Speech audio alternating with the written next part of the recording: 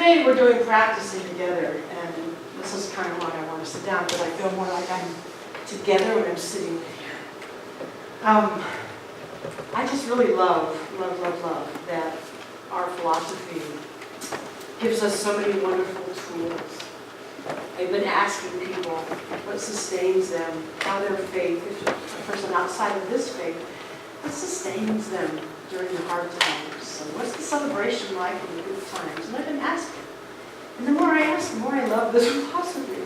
Because it's more than just believing in God.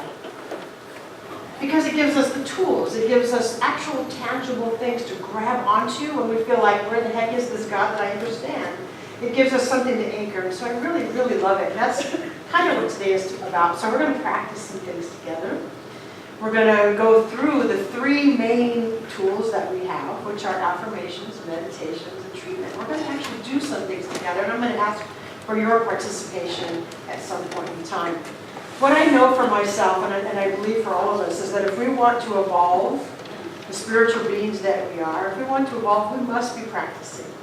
It's one thing to know, and another thing to practice, and another thing to live this philosophy. Ernest Holmes has, I'm not going to read this, but he has in one of his passages here, he basically says, I would rather see a student of this philosophy, rather than utter all the words of wisdom, I'd rather see them practice it, put it to use. That's really what we're about. Can I put it to use? Can I take what I'm reading, what I'm learning in class, what I'm hearing on Sundays, what I'm watching the TED Talks, can I take that and move it to here? Because, we can get our spirituality all over the place these days. That's why I said the TED Talks. You can Google anything and get a video for anything spiritual that you want. But it's not enough for us to just know it. That's step number one. It's living it and practicing and embodying it. So if we want to evolve as spiritual beings, that's a choice, by the way. Because you may say, coming to church on Sunday once a week is good enough for me. And that's fine. It's your prerogative. But I know that growing takes the deep practice. So I went to the glossary of the Science of Mind textbook, and I'm just going to set us up with the three tools and what Ernest Holmes says about them. This is how he describes them in his glossary. Affirmation, he says, to affirm anything is to state that it is so. He goes on, but just think about that for a minute. To affirm anything is to state that it is so. That's why we want to be really, really careful. I've even caught myself saying, that situation, that makes me sick. Oh, catch that. I don't want to affirm that that's so. To affirm anything is to state that it is so. Every time we say, I am something, we want to make sure it's what we really want to be. To affirm anything is to state that it is so and to maintain this as being true in the face of all evidence to the contrary. That's huge. Repeating an affirmation is leading the mind to that state of consciousness where it accepts that which it wishes to believe. Powerful. Just like yourself. Meditation, he says, the general acceptance of the term meditation is contemplation or a continuous thought. We mean to convey something more. The recognition of the source within, the certainty of our oneness with the whole, the immediate availability of the power and wisdom resulting from this oneness. Such communion with God brings harmony into our lives and affairs, establishes the law of health and prosperity, and makes us a light to all who cross our pathway. And then for treatment, he says, treatment is the art, the act, and the science of consciously inducing thought within the universal subjectivity for the purpose of demonstrating that we are surrounded by a creative medium which responds to us through a law of correspondence. In its more simple meaning, treatment is the time, process, and method necessary to the changing of our thoughts. Treatment is clearing the thought of negation, of doubt and fear, and causing it to perceive the ever-presence of God. There's his definitions of those three things. Now we're going to play with those three things a little bit. So affirmations. Affirmations are meant to be short. Recently in a reading that hasn't come about yet in January, Margaret Storks, one of my colleagues, refers to affirmations as shortcuts And I like that word. It's a shortcut. So even if you feel like, oh, I don't have a whole long time to do meditation or prayer today, everybody has time for a shortcut. And I'm going to go so far as to say, let these shortcuts be part of your vocabulary constantly throughout the day, so that you are affirming what you want to be true all day long. It's like we become really good wordsmiths, and we take the negative thought and we instantly transform it to what we want instead. So it's a short thought that needs to be present tense. It needs to be personal. It's not my own changing of my own thought. And it needs to be positive. So what I mean by positive, he spends a lot of time talking about this too, is, for instance, we don't say, I'm not sick. We say, I am healthy. You get the difference? So we're wordsmithing. We're learning to shift that for ourselves. When we hear ourselves say, oh, I can't afford that, we catch ourselves right at the moment and we say, all that I need comes to me. Or I am abundant now, whatever it is. So I want to ask you to think of some things that right now, right this very minute, that you might be challenged with. I don't mean right this very minute necessarily, okay, because right now everything's good, right?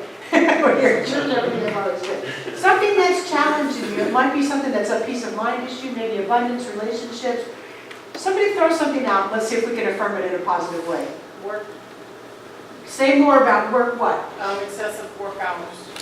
Excessive work hours. Yes. So too much demand on your time. That means extra money. How can that be better? Well, that's a perspective thing. Okay. Exhaustedness. Right. Okay, so what are you feeling about too much work? I'm exhausted. It's Okay. wearing down my mind, Okay. and I need to sustain it for a while, but I'm not sure if I can. Okay, so what I'm hearing in that, the thing that's really the biggest piece is the exhaustion. Yes. Okay? So we want to take something, so it's not just work, it's the exhaustion. So something like, I have all the energy and vitality that I need today and always. Yeah.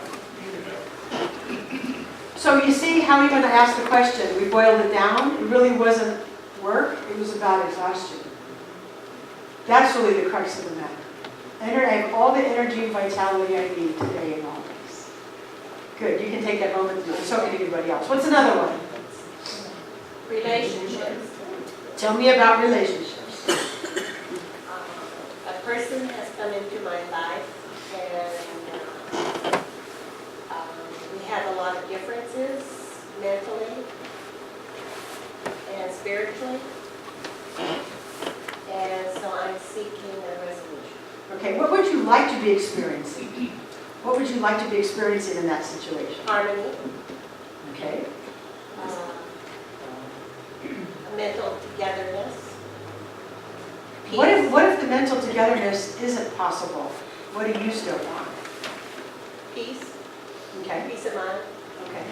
So something like, I am harmonious and peaceful within this relationship. I am harmonious and peaceful within this relationship.